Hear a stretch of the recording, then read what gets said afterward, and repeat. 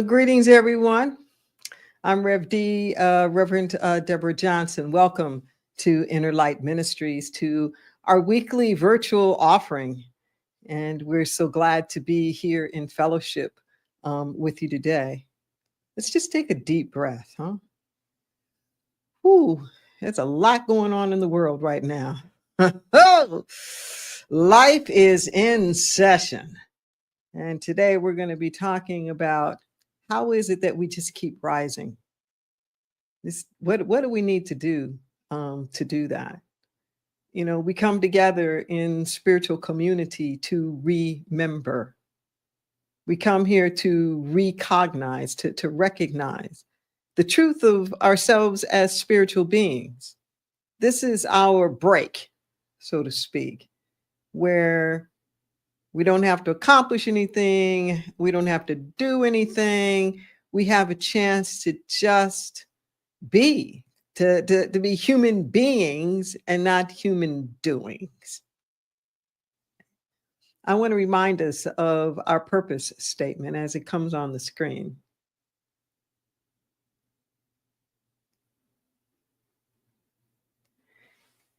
Inner Light is an open, diverse, inclusive community of individuals and organizations dedicated to spiritual transformation.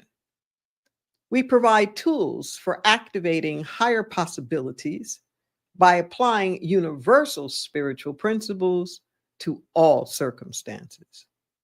Our aim is personal and global healing through the omnifaith energy of love and the revealing of our own inner light. Promoting life's sacred interconnectedness, we embody spiritual oneness, appreciate individualized expressions, and honor all paths that lead to spiritual truth, justice, and ecological regeneration. We just breathe that in. Yes. In the purpose statement, it mentioned that we provide tools. There's all kinds of tools. There's inspirational messages. There's prayer. There's affirmative activation. There's meditation. There's music. There's all kinds of tools, and we offer various these tools just within the little sessions that we have here together on a weekly basis. And we turn now to those affirmative activations. Okay, they're going to come on your screen, and I invite you to say them with me as they appear. There's nothing as resilient as the human spirit. Hope springs eternal. We celebrate our innate divinity anchored in the awareness that we are one with life itself. We are freedom workers, forever blazing trails of communion and connection. Affirming the inherent value in each of us, we aspire to unleash the best in us all. No structures can silence our voices. No politics can prohibit our possibility. The truth crushed to earth will rise again. No longer focusing on fear, my attention is riveted on the rising truth. Let's breathe these in for a moment. Notice if there's something that's really calling you.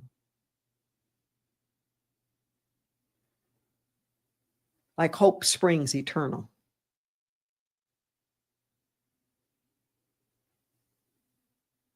Or no politics can prohibit our possibility.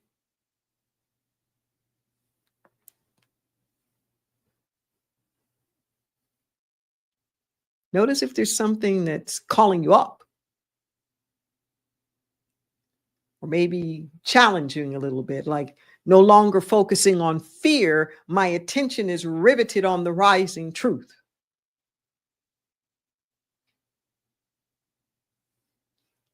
Or affirming the inherent value in each of us, we inspire to unleash the best in us all. Just notice.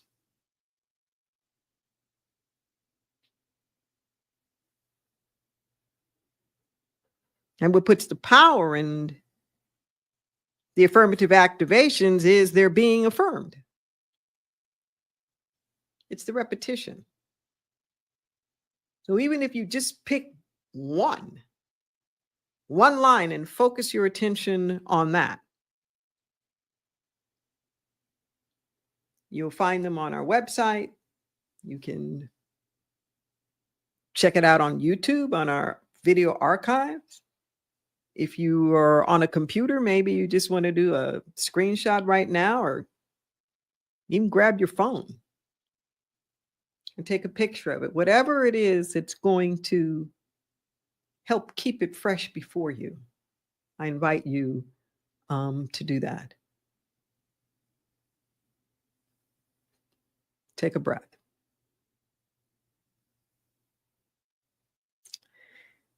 And to also help further cultivate our consciousness, we're going to be listening to a song. Okay, it's not a video with a bunch of images. It's a song. It's a song by a group called Good Vibes, Good Vibes Tribe, 1111, and it's entitled "Forgive You," to like forgive me, to let me be free. And I'm going to invite you to just really be with it. You might even want to close your eyes and soak it all in. But this is a go deep moment.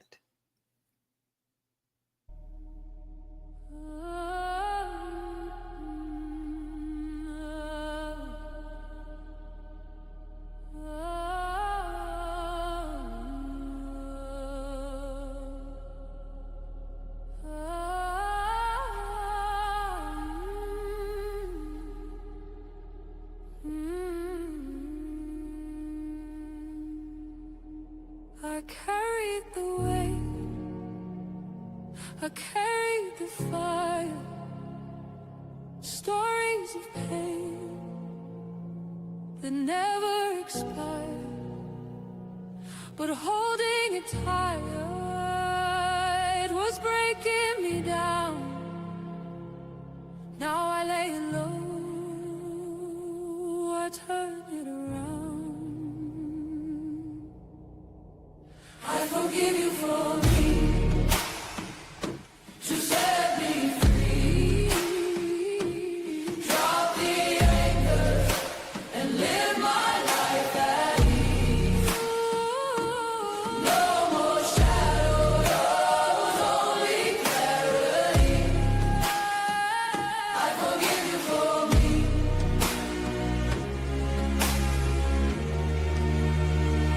I forgive you for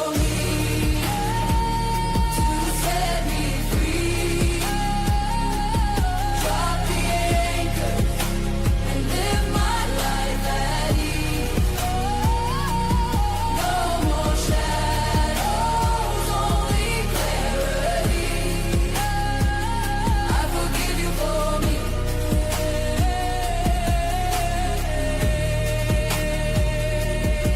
The hook is gone, the tether untied, the burden falls, the storm subsides. Love is my voice, compassion my guide. I stand in the light with open eyes. I forgive you for me, to set me free.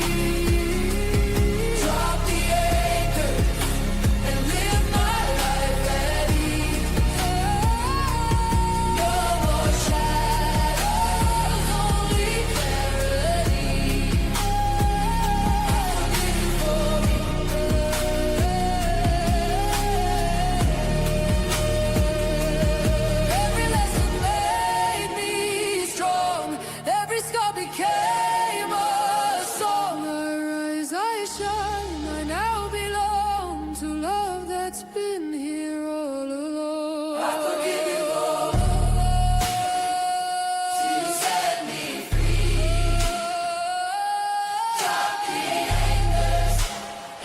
live my life at ease.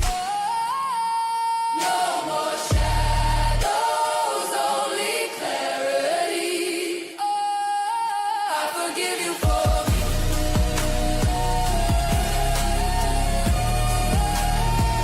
I release the heavy weight. Peace flows into my being. The shadows dissolve, the light up. I rise and hold, there's nothing missing.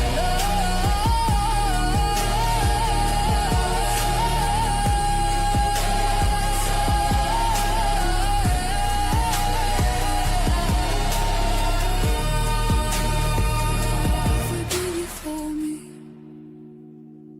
to set me free.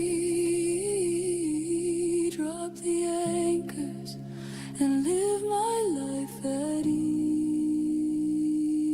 No more shadows, only clarity. I forgive you for me.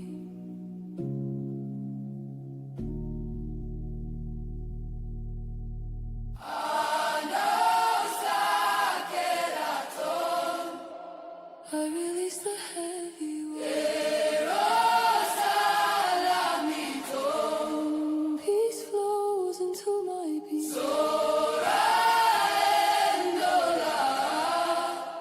The shadows dissolve, the light remains.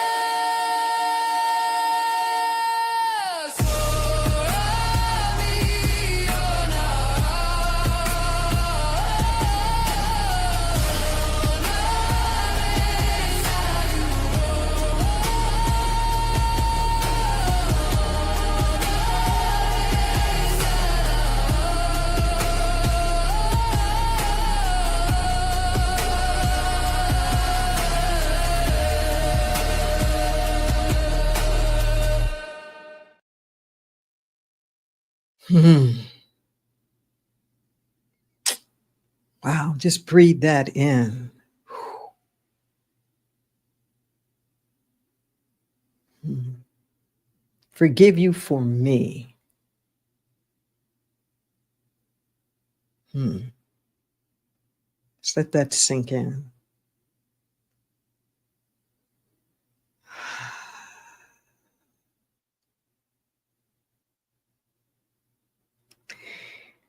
You know, there's a line in there where it says, I dropped the anchor. And when I first heard it, in my mind, I heard drop the anger, because that's what we typically think about when we think about forgiveness. But drop the anchor. I thought that's just such a beautiful choice of words there. What does an anchor do? An anchor tethers us to something. Okay, the anchor hooks on and keeps whatever it is in place.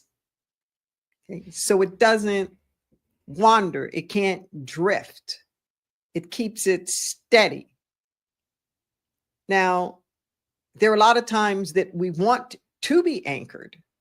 There's a reason why there is such a thing like as the anchor. But what are you anchoring? Okay, what is that is holding things in place in your life that's not letting it go or to move?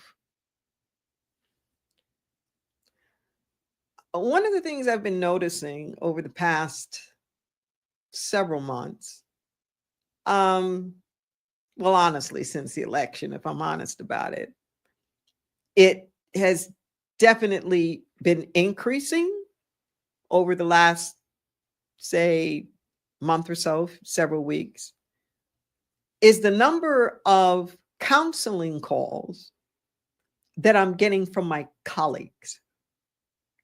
Okay? Not just my clients, my congregants, but my colleagues. my fellow ministers and practitioners and, pastors of other, churches or leaders of spiritual organization. And they're struggling like so many of us in society, as I struggle myself quite often. They're struggling with how do they stay upstairs in the midst of everything that's going on, in the midst of their anger and their rage, their frustration, their disillusionment, even at the things that are happening in our broader socio-political, environment. They're losing it sometimes and just really, freaking out and wondering how can they get a different perspective on this. I feel honored that they're calling me. I feel honored that they believe enough that I might have something to offer, some perspective or whatever that helps them to see things in a new light. And I will share with you just some of the things that I've been sharing with them.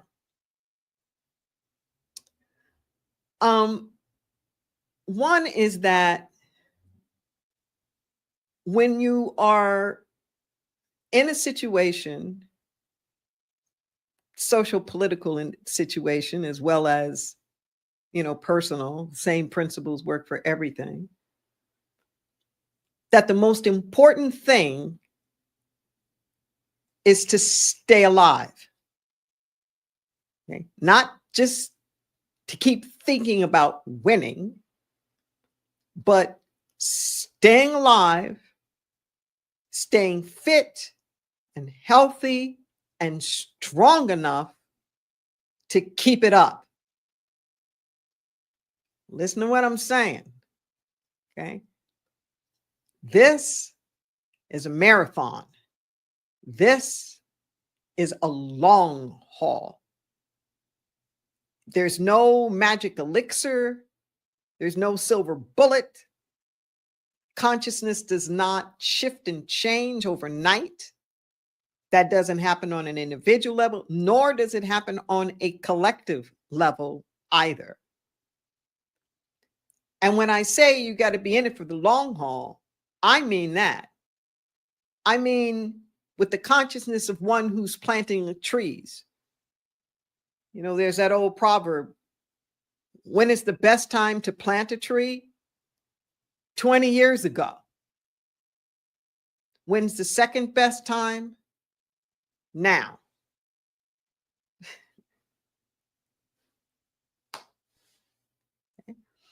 And when you're planting trees, you're not expecting it to grow overnight.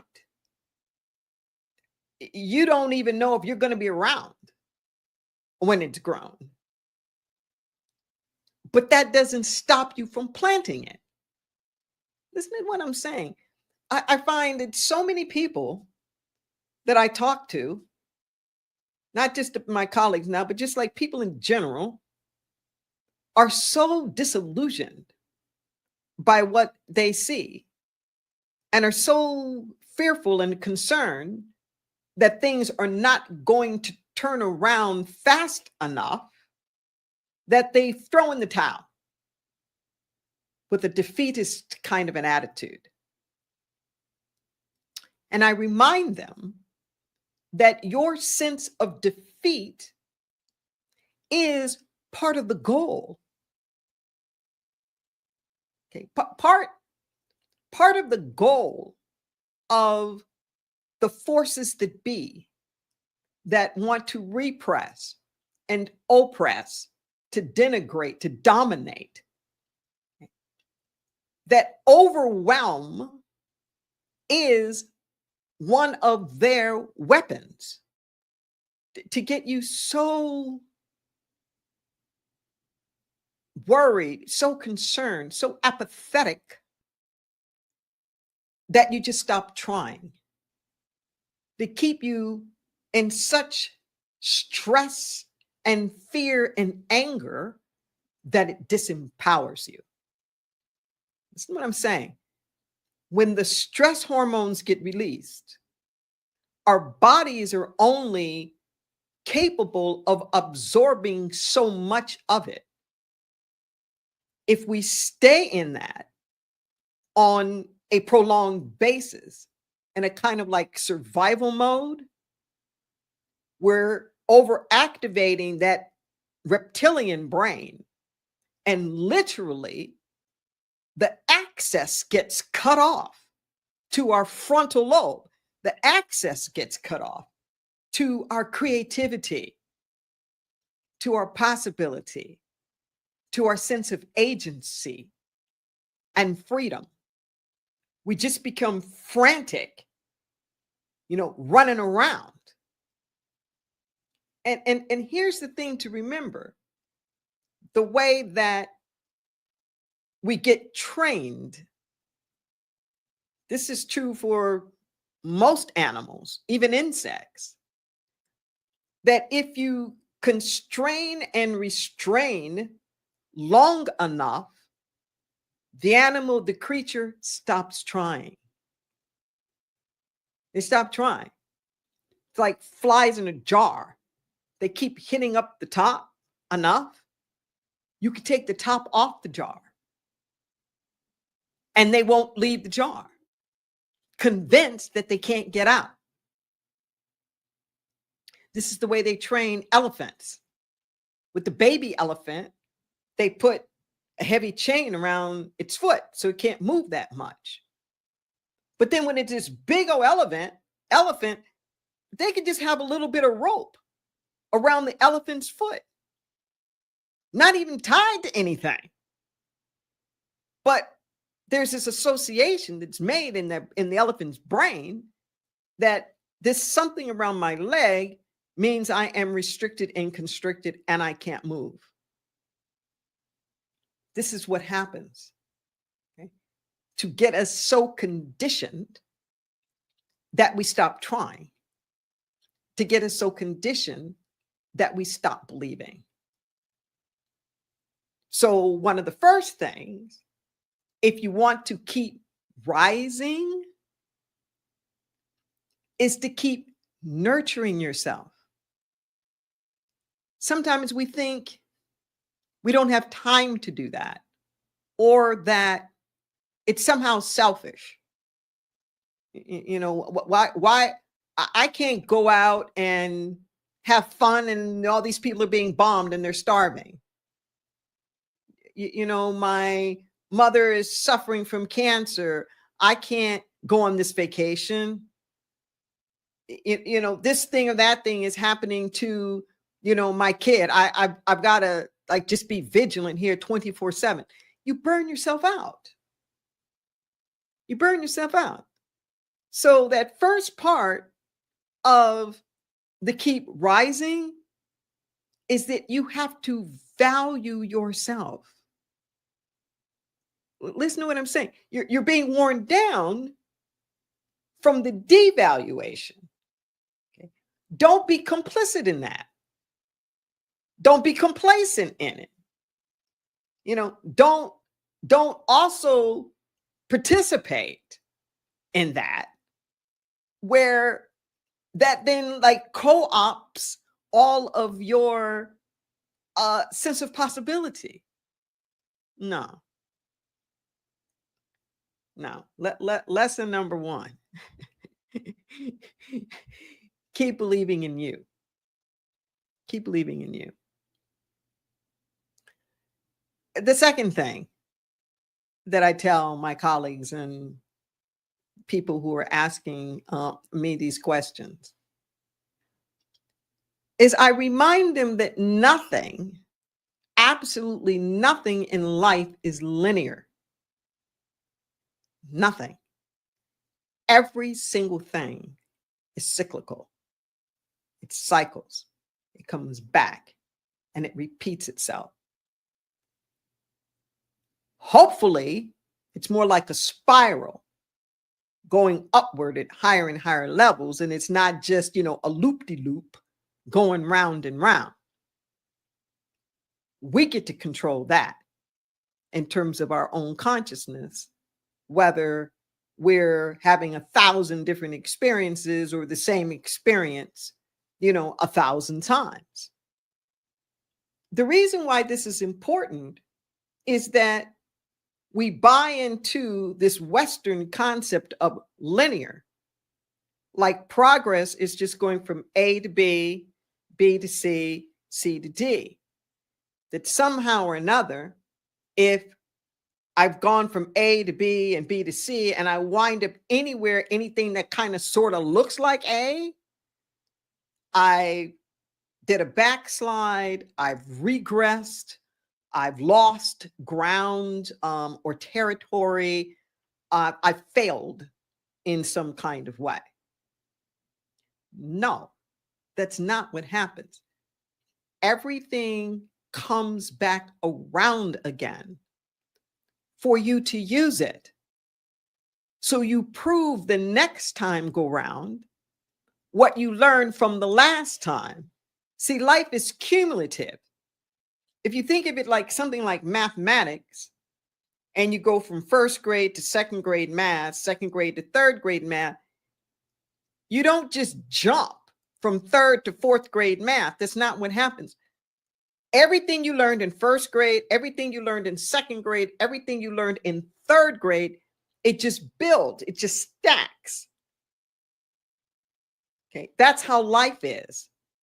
This is part of this cycle thing around, where the lessons that you learned before, they get like dusted off for you to be able to use them again. And the more that you use them, the stronger you become in it. The failure that we have isn't so much that things are somehow coming back and repeating themselves in our lives. If there is such a thing as a failure, it's our inconsistency in remembering that. The fact that we get taken off guard, the fact that we're surprised, the fact that we somehow feel defeated by something that's inevitable. It's just inevitable. Things are going to come back around. Okay? That's going to happen in your personal life. I refer to it as a life issue. And it's with you, your life. Like in a particular incarnation, whatever, only thing that needs to be healed is just the sense of separation. And for different people, it's different things. Whether it's feeling separate from your prosperity, separate from love, separate from your power, like whatever that is. People will say sometimes, oh, they're overwhelmed by like all these problems.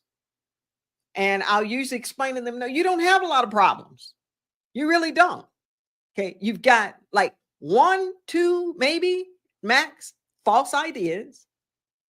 And that false idea is running havoc.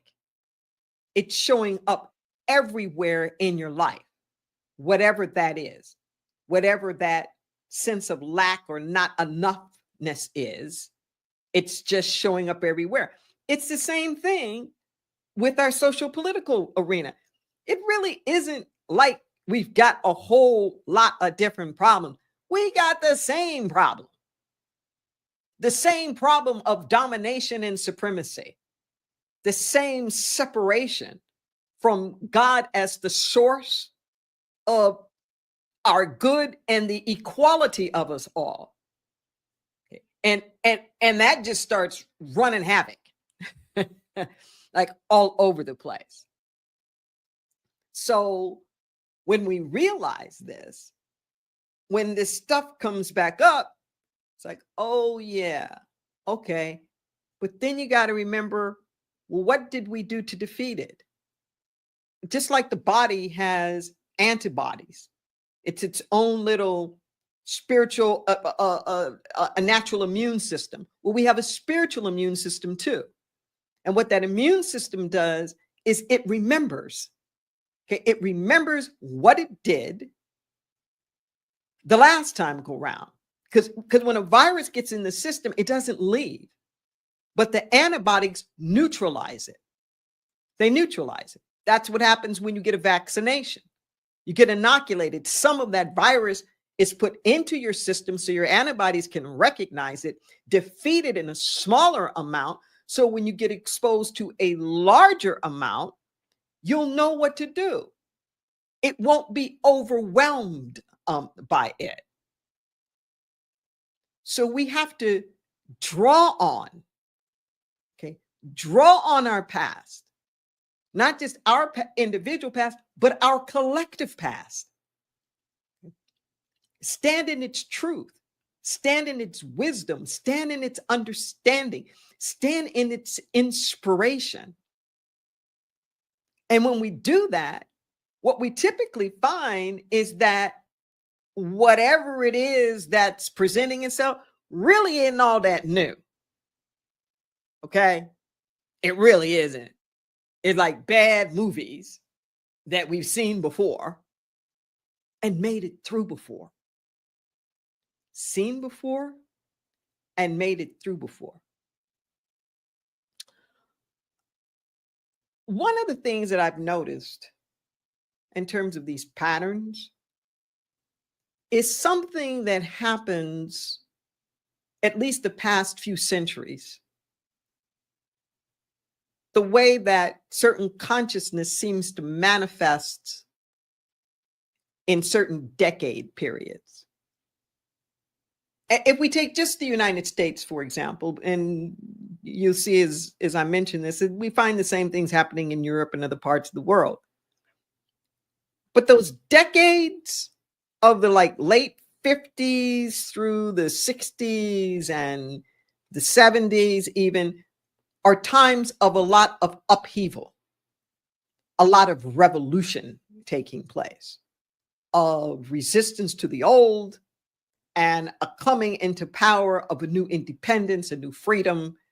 If you take the United States, for example, the American Revolution in the 1700s and the Civil War in the 1800s and the whole civil rights movement and the feminist movement and the peace and freedom movement, and like all of these, human rights movements that were happening during that time period. Then as you get towards the end of the century, and like just the beginning of the century, the next century, it's like a reconstruction period. It's a time of enlightenment and growth and progress that happens.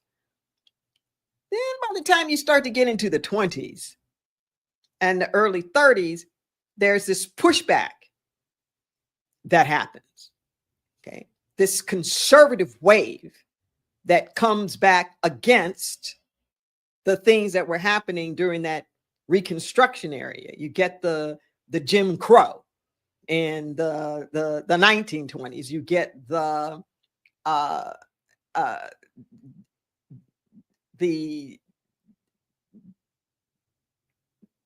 in the 2020s, or the 1920s, you get the Jim Crow, you get the Jim Crow in the 1820s, what I meant to say. And then you get like the McCarthy era stuff in the 1920s. We can see what's happening like in our 2020s. And it sort of reminds us of the McCarthy era, of this puritanical yet hypocritical, the financial stuff kind of going up in smoke, and the rise of the strongman and the authoritarian stuff, and this interest in war. I mean, it kind of like goes through that in the 30s, like in the 40s, and then in the 50s, it kind of starts to come out again on that other end that I was talking about. I truly hope that this century, we don't have to keep doing that same old loop-de-loop. But what I do know when I'm sharing this with you is to say that just like there's seasons that happen with nature, it's like there's seasons that happen in human consciousness, like a springtime and a winter, and a summer and a fall. I don't get it. It's above my pay grade to understand it all. But it calms me down a bit instead of feeling like everything is just going to a handbag, hell in handbag forever. And this linear projection of just constant down. It's like, no, down, but then it comes back up. It may go down and then it comes back up. That part of our charge as spiritual beings is to keep rising. Part of our charge as spiritual beings is no matter what it is that's going on in the outer world, for us to keep an inner knowing of the possibility and keep striving for that. See, your experience isn't what happens, it's how you name what happens. You don't have to wait till things come into full fruition for you to be able to rejoice in it.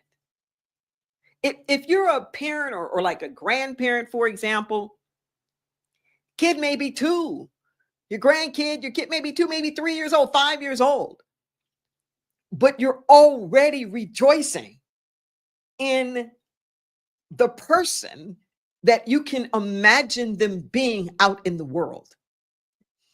You don't have to have the specifics of their career or their marriage partner or any of that kind. You don't need all that. You're just feeling in to the spiritual qualities, expressing through them fully. You can feel them alive and vibrant and happy, successful and compassionate, caring. These are things that you can feel. Well, it's the same thing. It's the same thing with us. Okay? We can't get short-sighted and disappointed because we don't know if we're going to live to see it all.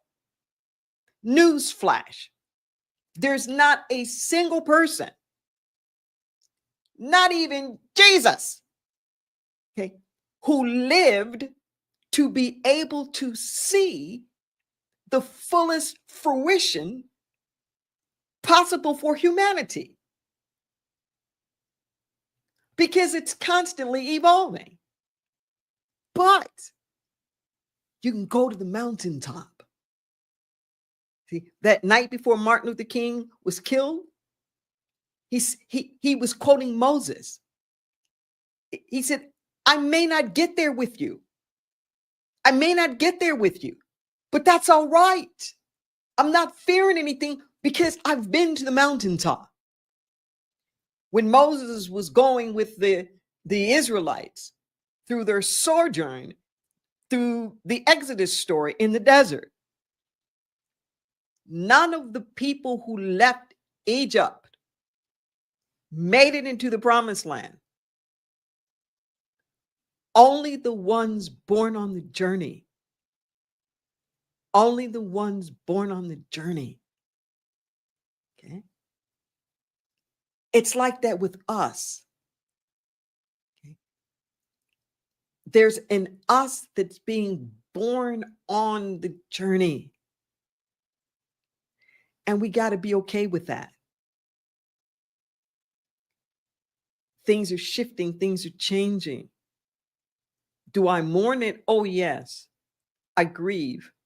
My heart bleeds sometimes. I cannot believe the amount of devastation and cruelty and war and disregard. And I mean, it's just like on and on. It's like boggles the mind. And yet I know it doesn't have the last word. God is still God. God is still God. And nobody does it better Okay. We make a God out of anything that we allow to define our possibilities. Don't make a God out of people, places, events, and all of the rest of that. Take a breath. Last but not least, like the song we just listened to said, forgive you for me. Forgiveness is going to be your key. Forgiveness isn't about making excuses. It's not about rewriting history. Forgiveness is not about letting anybody off the hook. Forgiveness is about shifting your relationship to what has happened so that you are no longer held hostage, anchored to its ongoing karmic effects.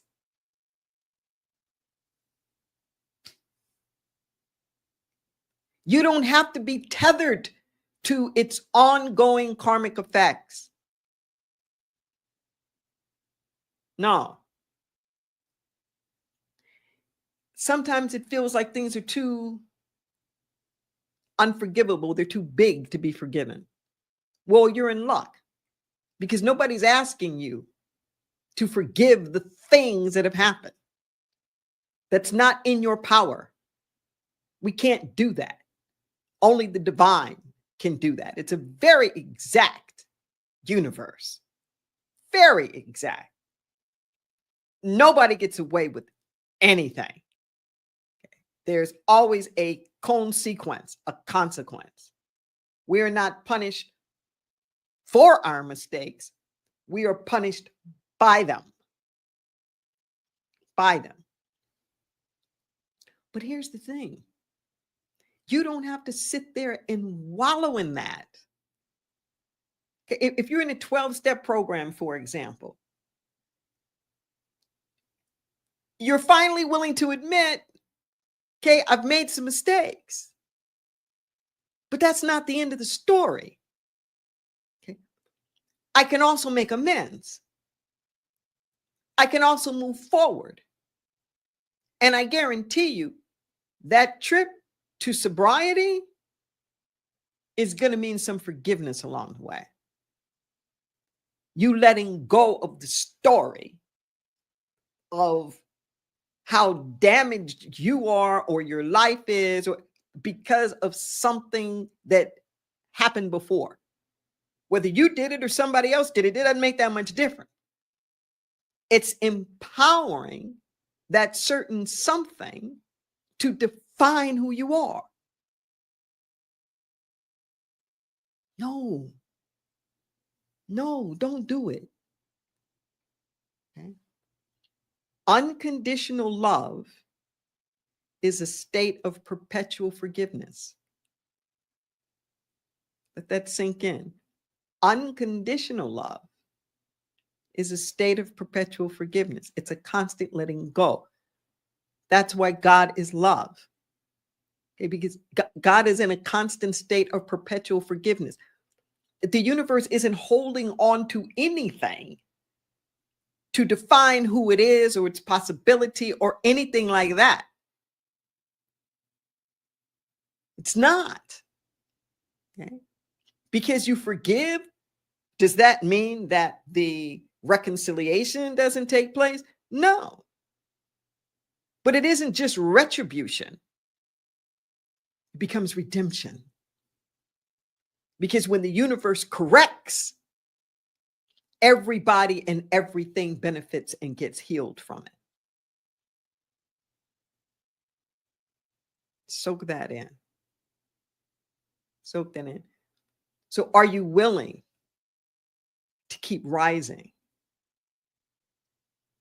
Are you willing to leave in the hands of the divine whatever it is that needs to happen? Okay. I'm not saying don't be an activist. I'm not saying don't get out there and try to, correct things or amend things. All I'm saying is don't make your joy contingent upon it all. Don't make your sense of possibility, your willingness to rise above, your determination to stand in your power, depending upon what somebody else is doing with their power.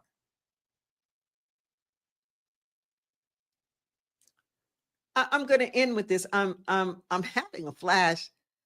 I haven't thought about this in years. But I have an older brother. He's 4 years older.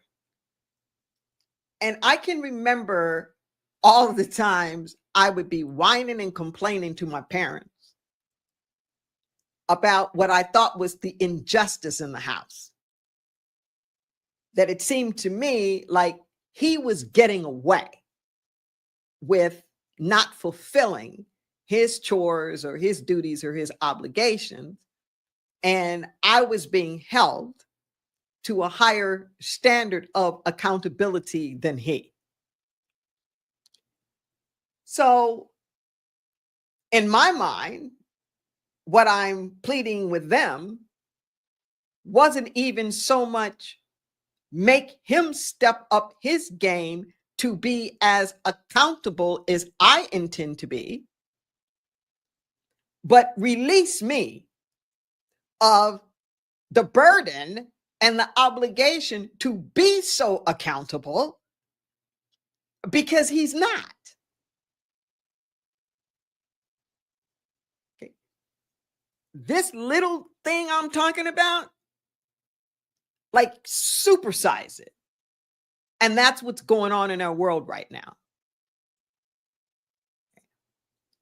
Instead of us holding our own selves up to a higher standard about whatever, about communication, about forgiveness, about oneness, whatever that is, holding there and putting the demand in the universe for everything else to come up and match that. It's like we're doing the opposite. Well, they're not doing it, so why should we? They're not kind, why should we be kind? They don't believe in the oneness, so why should we?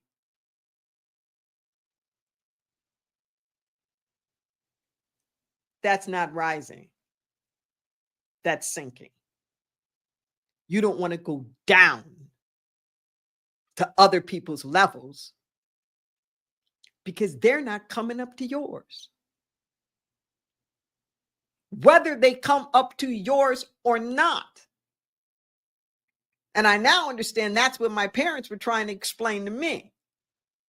That regardless of what I felt about their management, so to speak, there was me.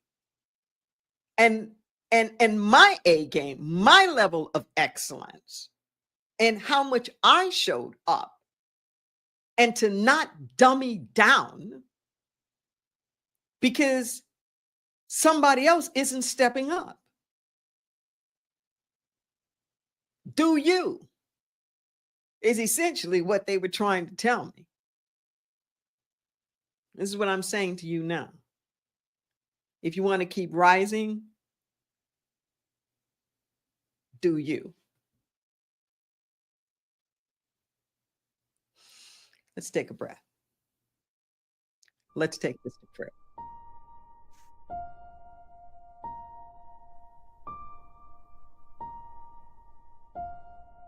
Mother, Father, God, Spirit Almighty, we're so grateful in this moment.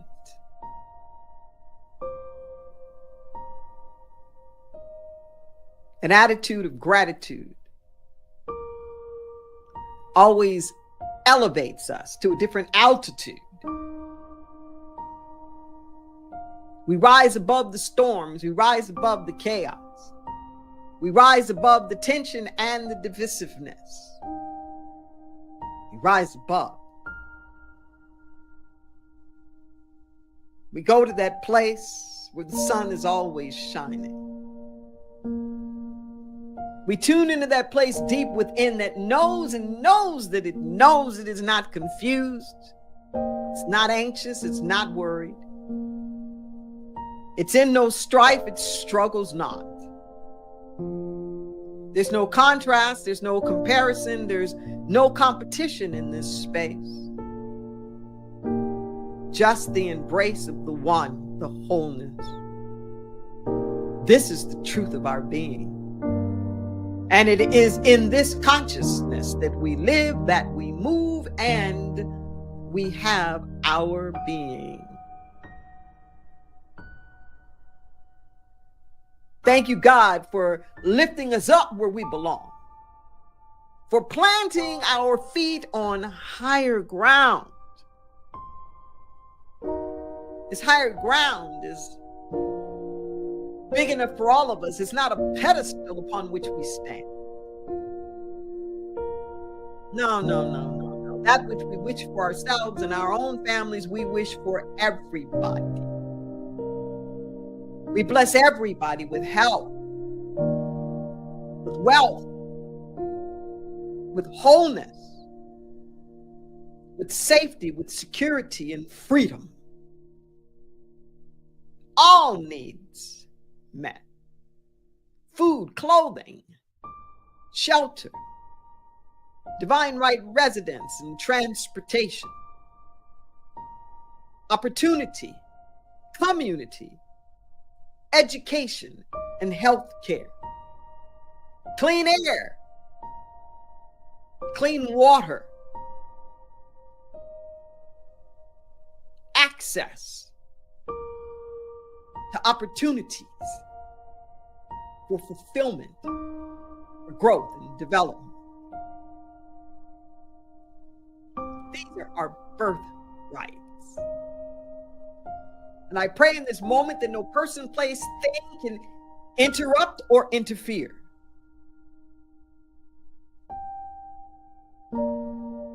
No. We serve a mighty God. Forgive us, all of us, for we know not what we do. We will not anchor and tether ourselves. We're free. Free to grow, free to learn, free to begin anew.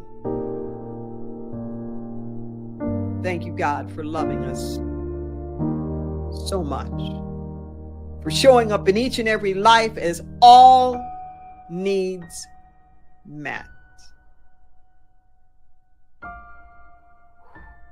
Yes, yes, yes. I invite you, if you have a personal prayer request for yourself or loved one, circumstances, condition that's going on in the world, don't go it alone. We're here. We have prayer practitioners that literally have studied for years to be able to see through all the appearances in their consciousness to lift you up to that higher ground. You can relax into us and lean there. We can be reached by telephone at 831-465-9090 at extension 254. You can also send us an email, the number 4 and the word prayer at innerlightministries.com. And one of our prayer practitioners will get back to you. Thank you. Thank you.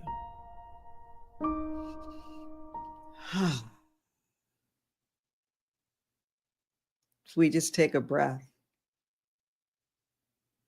As we breathe all of this in.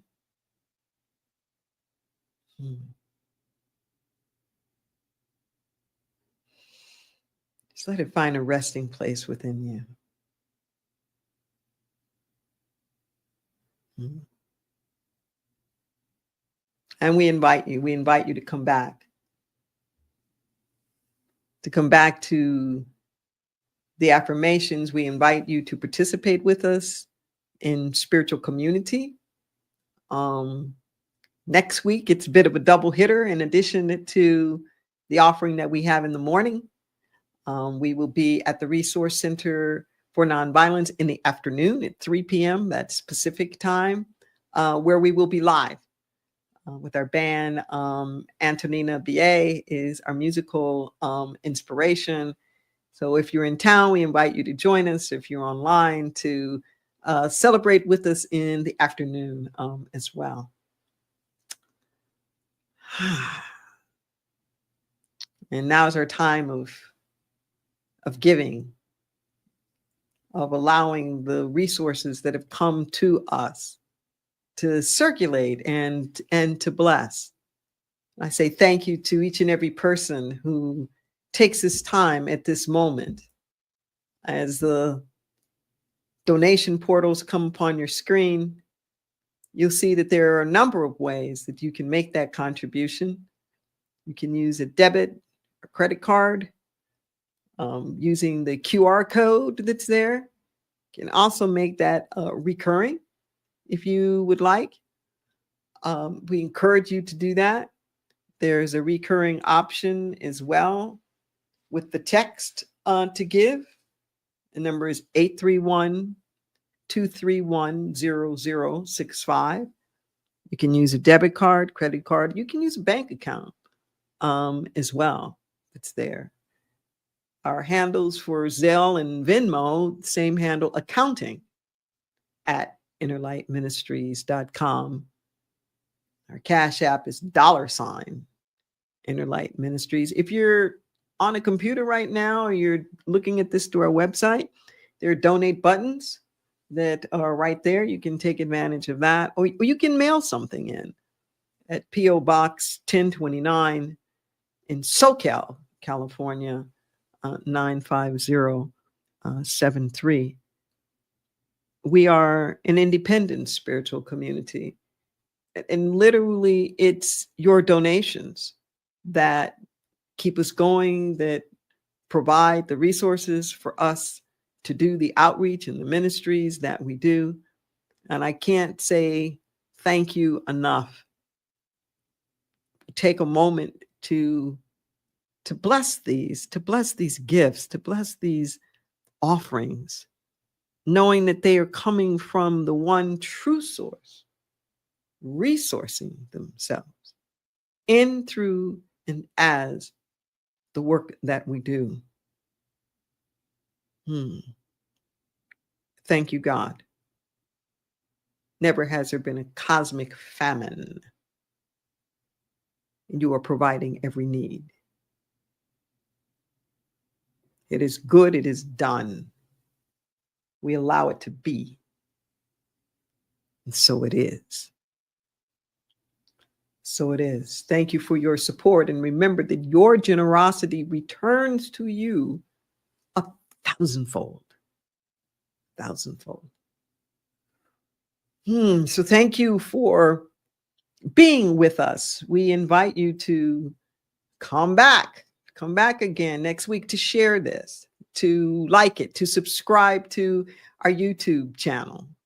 Come back to the affirmations, and say them. And if you didn't have a chance to make that donation, please come back and make that. The information will be here in the archive when you review this again. We have a motto, and I mean it very, very sincerely. And our motto is, take this consciousness and multiply it. See you next week.